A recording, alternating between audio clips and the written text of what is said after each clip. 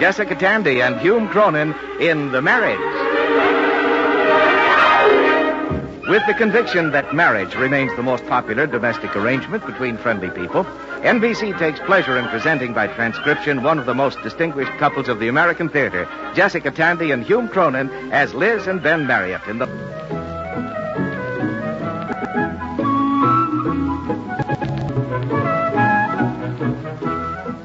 On the day that my father retired from his position as elementary school principal, he announced to the family that he did not intend to run down like an 8-day clock at the end of the week. He signed up for handball lessons at the YMCA and matriculated at Rutgers University for a doctorate in ancient history. We don't see Father often. Occasionally, the family has a pleasant get-together after the funeral of some distant cousin. But recently, we saw quite a lot of him. My sister Virginia, that's the unmarried one, was off to California for 3 weeks, and we inherited Father. We were discussing it at dinner one night, the night he was scheduled to arrive. What time does Grandpa get here? Peter, try that again without benefit of mashed potatoes. It was string beans. Oh, I should have known.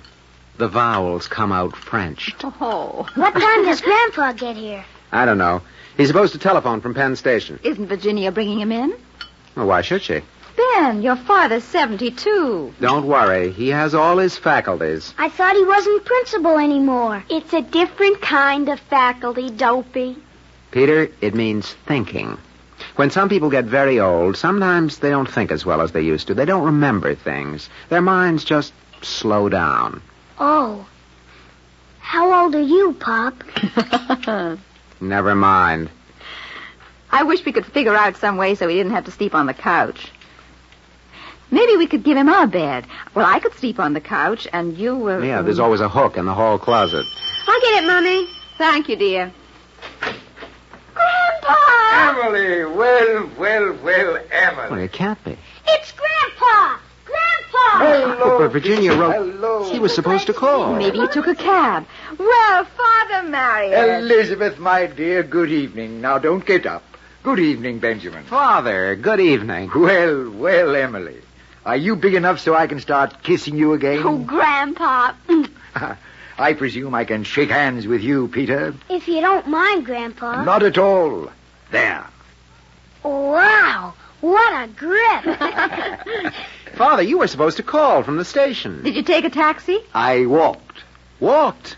But Penn Station must be 30 blocks away. 31.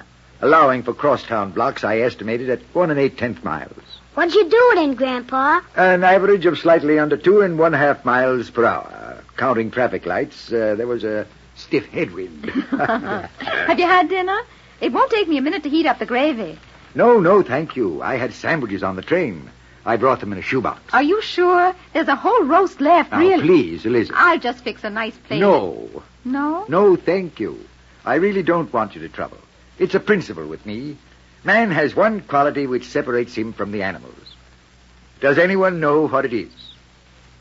Pop has his hand up. Huh? Oh, I'm just scratching my ear. Well, Benjamin, the quality which separates man from the animals... What? Oh, let's see. Opposable thumb? No, Benjamin. Primarily adaptability. I pride myself on it. I don't want you to trouble about me. I will adjust to you. That's very sweet of you. But you will have coffee and dessert with us. Coffee? Is it decaffeinated? Oh, I'm afraid not. Father, we really don't drink much coffee. Well, I'll take a glass of milk, if it's all right. If you have plenty for the children. Oh, you can have mine, Grandpa. Never mind, Pete. I'll get you a glass of milk right now. Emily, will you clear? Sure, Mom. Oh, Elizabeth, is the coffee on the stove heating? Yes, yes it is. Then it wouldn't be too much additional trouble to replace the pot with a saucepan. Would it require turning on another unit? No, it wouldn't. Fine. Then I'll take my milk slightly warmed, as long as it's no additional trouble. Oh, it's no trouble. And just a scant teaspoon of honey.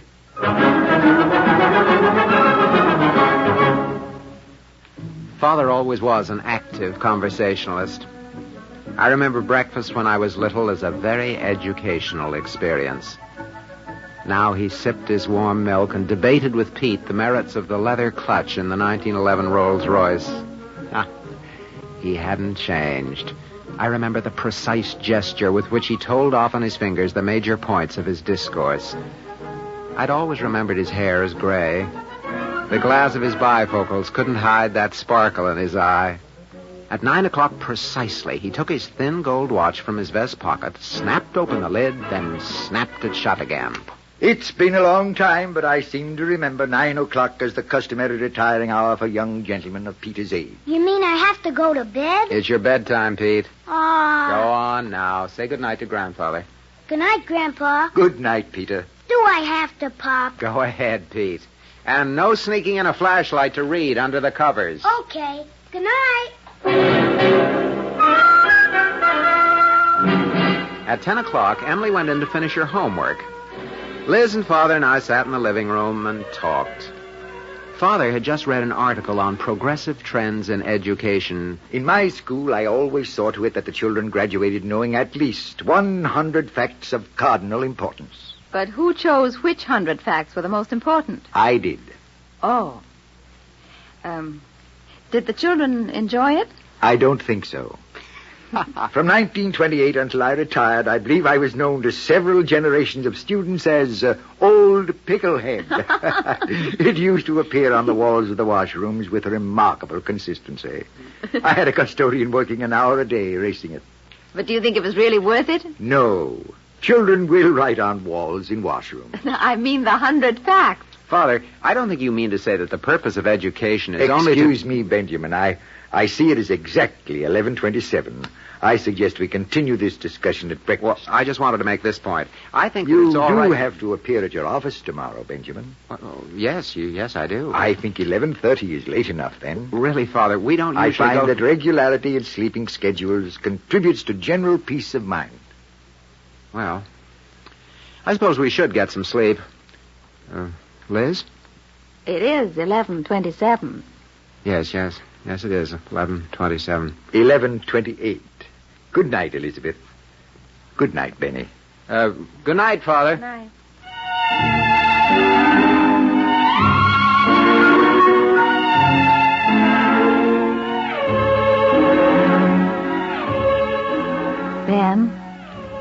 Ben, are you asleep? No. Neither am I. Really? I'm not sleepy at all. Why not? Well, for one thing, we don't usually go to bed till around 12:30. No, we can use the extra sleep. What extra sleep? I'm going to turn on the light and read. What do you think? About what? Your father. What should I think? Ben, if I've heard you condemn the fact-stuffing school of education once, I've heard it 1,000 times. What do you mean? Well, you just sat there. Well, now, you don't want me to argue with him, do you? Why not? Well, he's 72, and besides, it's not important. And, you know, there's something to what he says. Is there? Well, the kids don't learn enough facts. You know, Emily didn't know the date of the Norman invasion when Father asked her. Were you embarrassed? Oh, a little, sure. You're lucky you didn't call on me. I probably wouldn't have known which country they invaded. Now, cut it out, Liz. Say, what's the matter, anyway? Oh, nothing. I don't really know. What's that? Father must be going to bed. He believes in fresh air for sleeping. That one was in the kitchen. Father has all the extra blankets on the couch. Oh, we'll be warm enough. At 15 degrees? Well, anyway, we'll stay fresh for months. What is it? Benjamin, Do you need anything? There are towels on the rack. I just saw the light under your door. It's 12:05, Benjamin. Oh. All right. Good night, son. Good night. Benjamin, Yes. do you think I could sneak in a flashlight and read under the covers?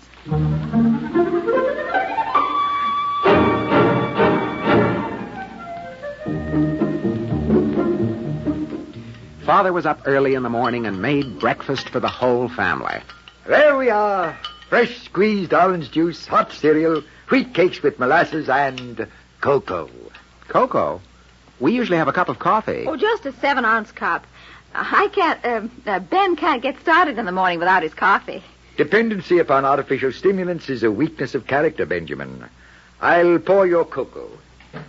I want my coffee. Now, Liz, you don't want to hurt his feelings. After all, he did make the breakfast. Without coffee. I'll have it in a minute. Coffee contains caffeine and other injurious elements. I want a nice hot cup of injurious elements with heavy cream. Now, 1 cup of coffee isn't going to make as much difference as all that. Oh, I know. You'll head for the nearest drugstore on the way to work, but I'm stuck here. Well, I'll bring you some tonight in a thermos. Thanks. Shh. Ah, here we are. 2 brimful piping hot cups of Marriott's Special Blend Cocoa.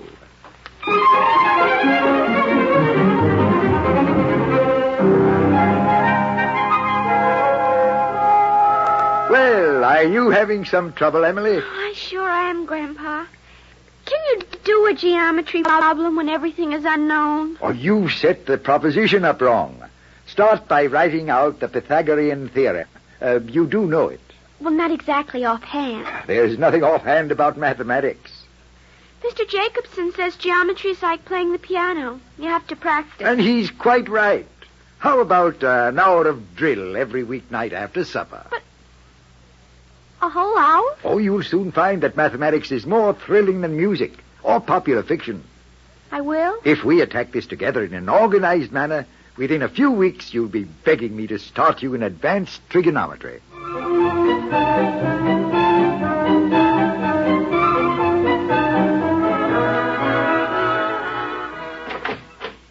Hello! In the kitchen, Ben. Don't bother fixing anything, Liz. I had a bite downtown. How big a bite? Just a sandwich and coffee. Oh. How would you like to smuggle me in a few coffee beans in the heels of your It shoes? wasn't very good coffee. We had a lovely supper. Well, that's fine. Turnip greens. Father's idea? They're jam-packed with some obscure vitamin.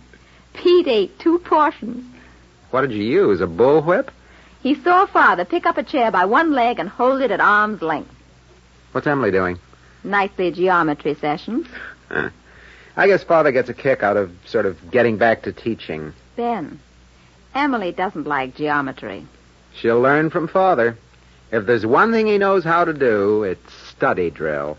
Look, Ben, you've just got to do something. You've got to talk to him. About what?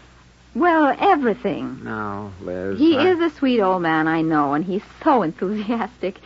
He has a whim of iron. Well, he's just trying to be helpful.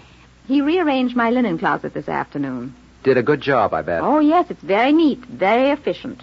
But it's not the way I have my linen closet. I know, Liz, but it really isn't very important, is Ben, it? I have a perfect right to have my linen closet the way I want it. It seems so trivial. It is. That's what makes it important. That's ridiculous. No, it isn't, Ben. The way we do things belongs to us. It makes our family. My illogical linen closet is very precious to me. Well, I can't tell Father that. I wouldn't know how to put it. Put it some way. It was only for 3 weeks. Ben. All right.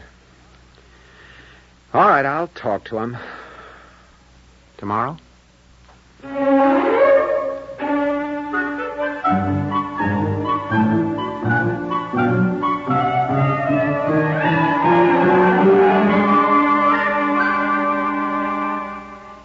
You see, Father, I don't quite know how to put this. We've always been rather relaxed about things. We've been flexible. I've noticed that, Ben. You were like that when you were a boy. Was I? Oh, yes. You always used to have your knickers down around your ankles. My. Refused to wear garters. Pull up your trouser leg. What? Oh, trouser leg. I thought so. Still no garters. Well, I don't really need them, Father. I mean, these are rib-topped socks. Garters are a mark of a careful and prudent man. Father, I don't use... I'll buy you a pair tomorrow. Father, I want to talk to you about, well, the whole question of our family routine. I thought you'd want to talk about that, Benjamin. I enjoy helping you children. I'm glad I'm still needed. I think I'll run out and get those garters tonight. You can wear them to the office tomorrow. Ben, did you talk to him? Yes, I talked to him. Well, what happened? I have to wear garters.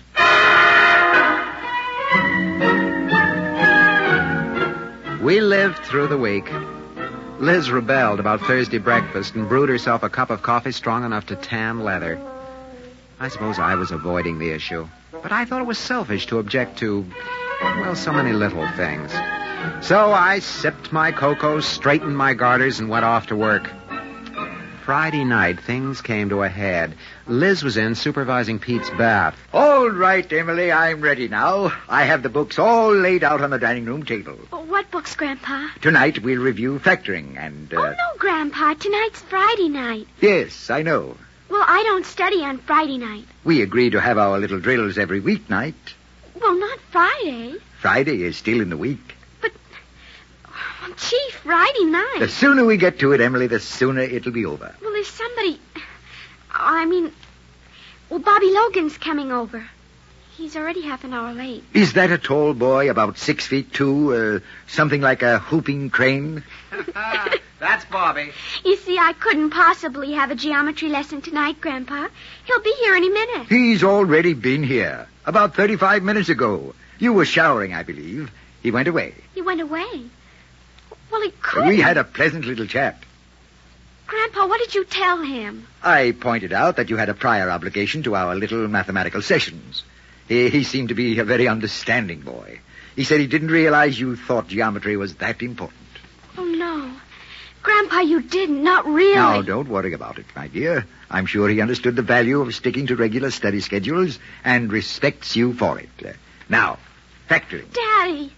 Yes, Emily. Didn't you hear? Daddy, he sent Bobby away. I had a date.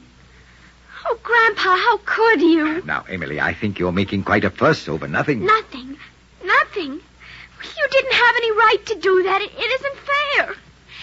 Daddy! I think we'd better start our little lesson. You didn't have any right to send Bobby away. You don't have any right to make me do geometry on Friday night. Emily, I have 10 problems set up. We might as well get to them. No. Emily. No, I won't do any more geometry. I won't. I think you'll have to stay in the house this weekend until you do. You can't do that to me. Now, let's get started. You can't do that. You're not my father. Emily. Daddy, he can't do that. It isn't fair. Now, listen, Emily. It's just a date. There'll be others. You see Bobby every day at school. Why don't you just do the problems? No, I won't. Grandpa, you can't make me stay in the house. Daddy, you know it isn't fair. Daddy! Emily, it really wouldn't take you very long to do the problems. But it just isn't fair. He can't do that to me, can he? If Grandfather said that... I think you'll have to stay in if you don't. I mean... Oh, Daddy, it isn't fair. It isn't fair, and you know it. You wouldn't do that to me. What's happened to you, Daddy? Don't worry, Benjamin. Discipline is a hard thing to enforce. But it's necessary. Emily is a fine child, basically. She was right. I wouldn't do that to her. In time, a child learns. It wasn't fair to humiliate her in front of Bobby and then punish her for protesting. The most important thing is a sense of values. First things first. In our family, children have always learned to follow order and regulation. This isn't your family, Father. It's mine. I'm Emily's father. Of course, Benjamin. That's why I'm glad to see you being firm. Too many parents... Father, you never will listen to me, will you? You never have. Well, you've got to now. You can't do this anymore. You can't make everything go your way. I tried to tell myself that it was trivial, that it wasn't important, but it is. I can't let you run Emily's life, or mine. I've let it go on too long. Habit, I guess, but it's a habit we'd better break right now. Father, I'm sorry. Emily will not stay in this weekend, and she will not do those geometry problems because it isn't fair, and we don't handle our children that way. Benjamin, drill and study never hurt a child, and firm discipline is necessary. Oh, yes, of course. Sometimes you learn some very important things. Necessity is the argument of tyrants. William Pitt the Younger, 1779 to 1806. And rebellion to tyranny is obedience to God. Thomas Jefferson, 1743 to 18... something or other. You remember those, Father? 2 of your 100 cardinal facts. I'm afraid that I forgot them for a moment. Benny, I didn't mean to hurt Emily. I know, Father, I'm sorry. It isn't your fault, really. You shouldn't have to change. It was up to me. Ben, really, I'm a little confused. Was I too harsh on the child? Sometimes I forget, you know. I know, Father. You love the kids, and they love you. I didn't realize. I wanted to be helpful. Excuse me. Wait a minute, Father. I think you'd better wait. Emily. Maybe you better let her alone for a while. Emily, I have come to apologize. You have? I'm afraid I didn't understand. I'm told I had no right to send that boy away. If you like, I'll write a note of explanation. A note? To Bobby? Further, I'm afraid I enjoyed teaching again more than you enjoyed learning. On reflection, I believe I had no right to punish you. I apologize. That's all right, Grandpa. Emily, I thought I was helping you. It's very hard for an old man to realize that he isn't in charge. You see, for all those years, I had all the children in the school, and you aren't really angry with me, are you? No, it just wasn't fair. It wasn't anything personal, Grandpa. Thank you, Emily. Well, if it'll do any good, I'll go down to the drugstore and bring back a quart of ice cream. Ice cream! Yay! You know, you can hear that through 4 doors. I'll heat up the coffee.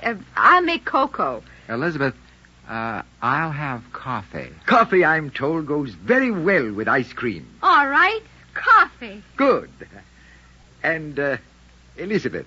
Yeah? While you're heating the coffee pot, perhaps there's room on the burners for a small saucepan of milk? Of course there is. Perhaps a little honey? A scant teaspoon? Milk and honey. I'll be glad to. Just float the egg yolk on top. Egg yolk? Separated, of course. You can use the whites for meringue. You like meringue, I hope. We'll learn to like it, Father. That's good. I don't want to be any trouble at all.